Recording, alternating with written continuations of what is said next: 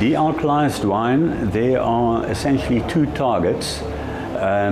If you want something that is considered alcohol-free, then you have to go down to less than 0.05% ethanol. If you want to have something that is non-alcoholic, then you only need to go down to less than 0.5%.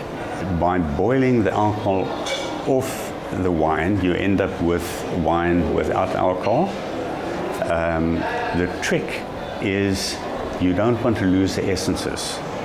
So in GoLo, you first do a gentle boil to get the essences coming off. You then capture the essences, and you can store them as a separate product, or you can add them subsequently, and then you take the alcohol off.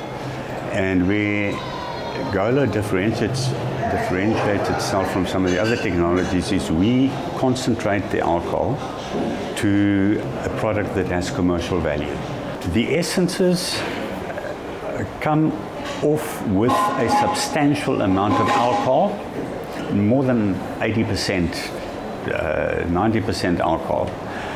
That limits the extent to which you can blend it back into the wine. If you want to produce a 0.05% wine, you can only maybe blend back 10-15%.